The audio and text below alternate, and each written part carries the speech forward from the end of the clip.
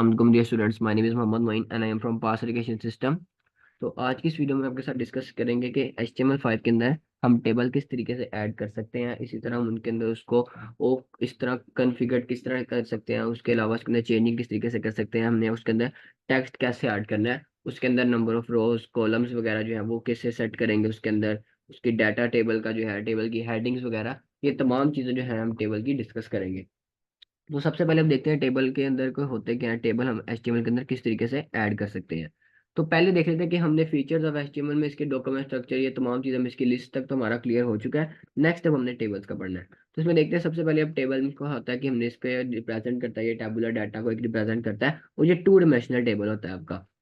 इसमें आपके number of रोज भी होती हैं और आपके नंबर ऑफ कॉलम्स भी होते हैं। तो इस तरह जो है हम इसको स्टार्ट करते हैं। इसमें सबसे पहले टेबल का एक अलग एलिमेंट बनता है, फिर उसके अंदर जो है आप इसकी नंबर पहले अब इसके आ जाती है रोज आ जाती है, इसके अंदर नंबर ऑफ रोज मतलब TR से एलिमेंट होता है, इसको रिप्रेजेंट हम टेबल रो से करते हैं। तो इसको हम डिफाइन करते हैं कितनी मतलब सेल्स के अंदर कितनी रोज आएंगी, मतलब 1 रो 2 रो 3 रो, इसके अंदर रोज आप ऐड कर सकते हैं। फिर अलग अलग उनके अंदर आप हेडिंग्स ऐड करने और साथ टेबल्स ऐड कर दें। तो इसमें सबसे पहले आपका टेबल का एलिमेंट आता है, ओपन टैग इसका आपका आता है टेबल। फिर नेक्स्ट आप उसके अंदर लिखेंगे नंबर ऑफ रो के मतलब TR एलिमेंट उसका लिखना है आपने। फिर इसका आ जाएगा क्लोज टैग, मतलब जो आपने इसके अंदर लिख दिया नंबर ऑफ रोज के अंदर आ जाएंगी, टेबल की हेडिंग आ गई, डाटा वगैरह आ गया। नेक्स्ट आपने TR मतलब जो टेबल की रो है वो एक हो गई क्लोज। फिर नेक्स्ट दोबारा से आपने यही रो दोबारा लिखनी है, मतलब TR जो रो है आपकी टेबल की रो, इसको आपने एक दफा दोबारा लिखना है। फिर उसके बाद अपने आप उसमें डाटा वगैरह ऐड करने हैं, इसी तरह आपका सोन चलता जाएगा। फिर लास्ट पे जो आपका टेबल एलिमेंट यहाँ पे क्लोज हो जाएगा। ये आपका TR एलिमेंट के अंदर आ जाता है टेबल रो के अंदर। अब नेक्स्ट जो है हमारी टेबल की हेडिंग आती है कि हमने उसकी हेडिंग क्या सेट करनी है टेबल के टॉप के ऊपर। तो इसमें भी ये होता है कि हमारे कितने हेडर्स हैं, उसको सेल्स को मतलब डिवाइड होते हैं, तो उनके अंदर हम उसकी हेडिंग ऐड कर देते हैं जितनी हमने ऐड करनी है उसके अंदर। तो ये हमारी आती है टेबल की हेडिंग्स के अंदर। तो सेम एज ये भी इसके अंदर भी आप टेबल का ओपन एलिमेंट लगाते हैं, नेक्स्ट आप इसके अंदर मतलब टेबल की रोज जो आपने ऐड करनी है वो करेंगे। और इसी तरह इसमें आएगा पहली हेडिंग आएगी, उसका भी ओपन टैग, और हेडिंग के अंदर आप कोई भी मतलब आपने नेम लिख दिया, कोई भी आपने कंटेंट लिख दिया किसी तरह का भी। फिर उसके बाद हेडिंग हो गई यहाँ पे क्लोज।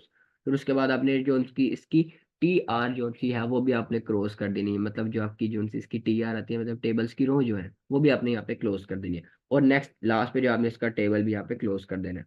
उसके बाद आती है हमारे पास टेबल का डाटा। ये भी आपका TD एलिमेंट से डिनोट करते हैं, इसको TD टैग में लिखते हैं हम। और इसके अंदर भी सेम यही है कि आपका ये टेबल का डाटा देता है, मतलब पहले तो आती है ना आपकी हेडिंग्स आ जाती हैं कि पहले टॉप पे आपकी हेडिंग लिखोगी, मतलब पहले नेम लिखा है, फिर क्लास लिखी है, उसके बाद कोई टीचर्स वगैरह के नेम लिखे हैं, तो वो पहले आपकी आ जाएगी टेबल की हेडिंग।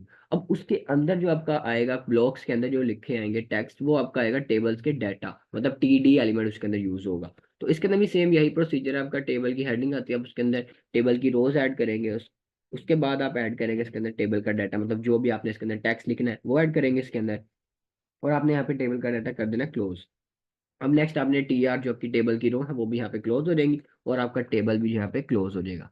अब नेक्स्ट देखते हैं इसके अंदर हम किस तरीके से है वो टेबल ऐड कर सकते हैं, कौन कौन से इसके अंदर अप्लाई होते हैं, किस तरीके से हम इसके अंदर अप्लाई करेंगे टेबल। पहले अब HTML5 का जो स्ट्रक्चर बना लेते हैं यहाँ पे।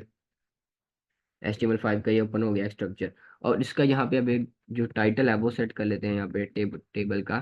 ठीक है, हमने जो है इसके अंदर क्या ऐड करना है, टेबल्स। अब टेबल्स इसके अंदर हमने ऐड करने हैं। तो सबसे पहले जो है हम इसके अंदर लिखेंगे टेबल का एलिमेंट। अब ये तो हो गया टेबल का एलिमेंट। इसी तरह जो है अब इसके अंदर आ जाती है सबसे पहले आपकी नंबर ऑफ रोज, कि आपने कितनी जो है वो नंबर ऑफ रोज इसके अंदर ऐड करनी है। मतलब पहली रो के अंदर आप एक टेक्स्ट लिखेंगे, फिर सेकंड रो आएगी, फिर थर्ड आएगी, और इसके साथ फोर्थ आपकी, मतलब 4 रोज जो है हमने इसके अंदर ऐड की हैं। अब हर रो के अंदर जो है ना, पहली रो के अंदर तो आ जाएगा ना आपका टेबल की हेडिंग, ठीक हो गया। और नेक्स्ट रो जो थी बाकी जो थी सेकंड रो है, थर्ड रो है या फोर्थ रो है जो सी, उसके अंदर आप लिखेंगे टेबल का डाटा।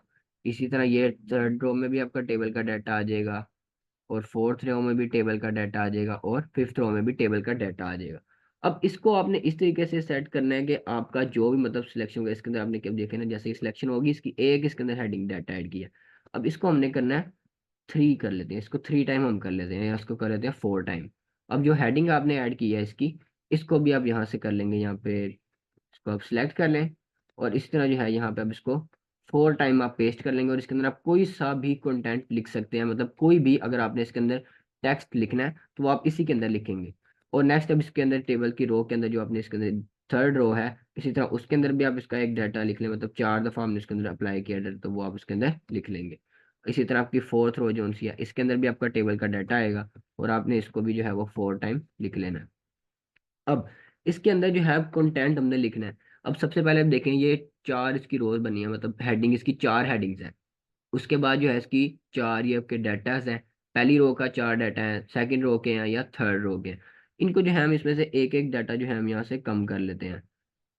इसी तरह यहाँ से कम कर लेते हैं, इसी तरह एक यहाँ से, और एक इसकी हेडिंग भी जो है वो कम कर लेते हैं। मतलब 3 बाय 3 का एक टेबल हमारे पास इसका बन जाएगा। अब ये 3 बाय 3 का इसका टेबल बन चुका है। अब इसकी फॉर्मेट सिलेक्शन आप करेंगे ना, तो वो आपका एडजस्ट हो जाएगा आपके इसके अंदर सारा कुछ। अब सबसे पहले जो है हमने इसकी हेडिंग लिखनी है। इसके अंदर 3 हेडिंग्स तो हमने लिखी है। अब जैसे देखें, हम प्रोग्रामिंग लैंग्वेज के बारे में पढ़ रहे हैं, मतलब HTML का पढ़ रहे हैं, तो हम इसी के रिलेटेड जो है वो देखेंगे। अब पहले हम लिख लेते हैं इसके अंदर वेब डेवलपमेंट।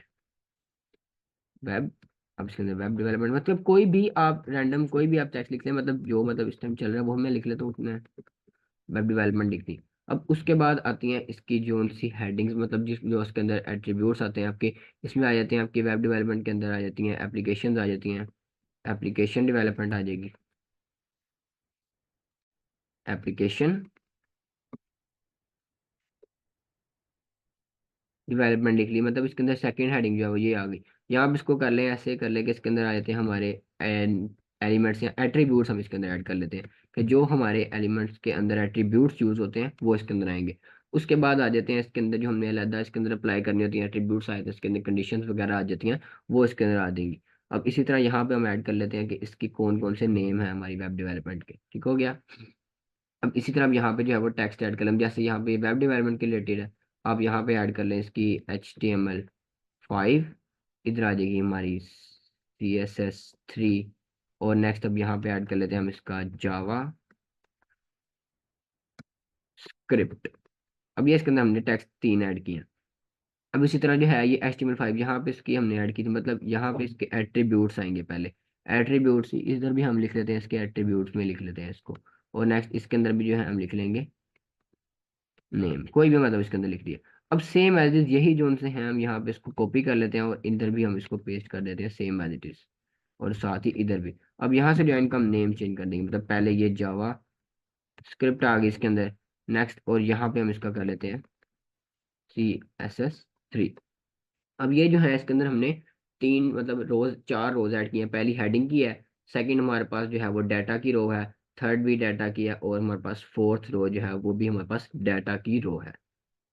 अब जैसे मैं इसको सेव करूंगा, तो ये हमारे पास डिस्प्ले आ जाएगा इसका। अब देखिए पहले पे हमारी वेब डेवलपमेंट क्या आ रही है, मतलब ये एक टेबल हमारे पास इसका बन चुका है HTML5 का, CSS3।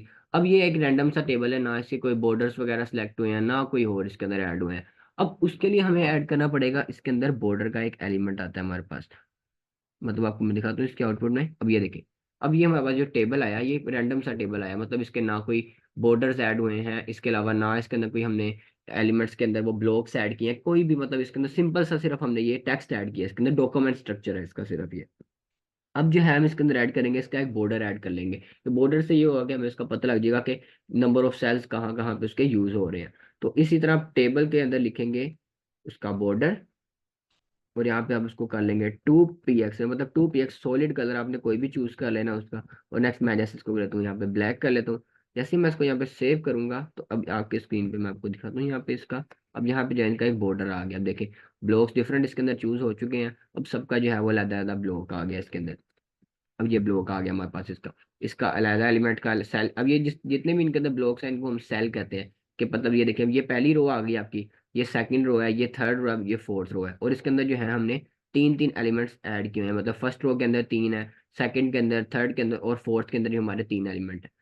और इसके साथ अगर आप इसके अंदर कोस पेन, मतलब एक ही अगर आपने लिखी है पहली, अगर एक ही हेडिंग अगर आपने इसके अंदर लिखी है, जैसे देखिए मैं यहाँ पे इसको कर लेता हूँ, सिंपल एक हेडिंग है इसके अंदर। तो अब ये आपको मैं जब स्क्रीन पे इसके दिखाया तो मैं यहाँ पे सिर्फ इसके अंदर जब हम ऐड करेंगे, अब देखें वो सिंपल सा ये आ रहा है इसके अंदर।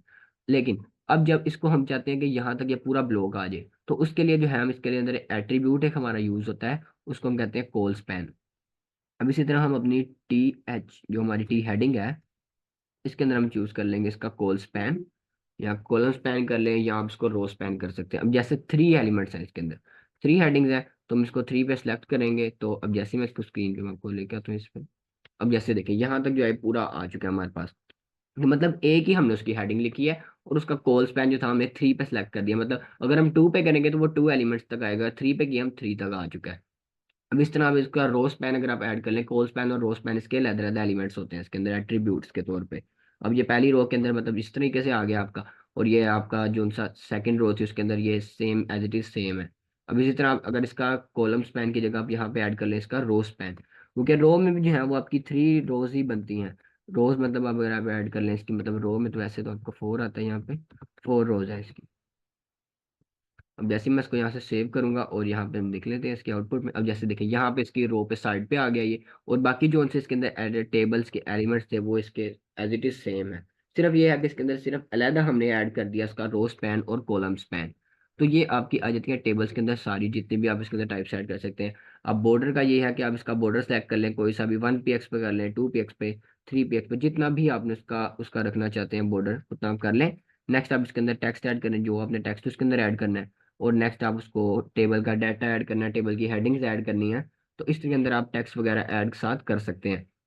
अब अगर मैं इसकी टेबल की हेडिंग एक और यहाँ पे लिख दूँ, मतलब टेबल की नंबर ऑफ रोज जो है, इसी को मैं जो है मैं अगर एक और दफ़ा यहाँ पे पेस्ट कर देता हूँ आपको, तो वो आपको जो डिस्प्ले करेंगे वो 4 रोज ही आपके डिस्प्ले होंगी। मतलब जैसे यहाँ पे मैं इसको कर दूँ, अब ये 4 रोज मतलब इसके अंदर टेबल का भी ऐड तो नहीं हुआ इसके अंदर।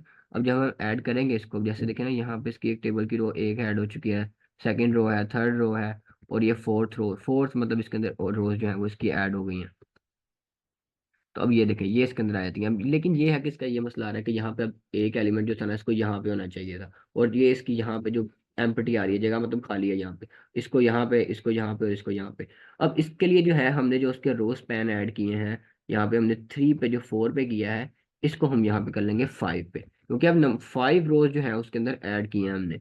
तो अब जैसे 5 रोज ऐड किए, इसको रीलोड करेंगे तो वो 5 के अंदर वो पूरा एडजस्ट हो गया। मतलब पहली रो ये है इसकी, फिर सेकंड, थर्ड, फोर्थ और फिफ्थ। तो इस तरीके से आप जो है इसके अंदर जितना भी आप टेक्स्ट टेबल्स, ये आपका पूरा एक टेबल स्ट्रक्चर आपका बन जाता है इसके अंदर। इसी तरह आप इसका कोई भी मतलब आपने टेबल बनाना है तो आप इस तरीके से उसका बना सकते हैं। हेडिंग्स ऐड करनी है टेबल्स की, डिफरेंट उसके अंदर आपने बनाने हैं। तो आज के लेक्चर को यहाँ पे खत्म करते हैं, बाकी इंशाल्लाह जो है नेक्स्ट लेक्चर में हम इसके बारे में डिस्कस करेंगे। आज के लिए इतना ही, अल्लाह हाफिज।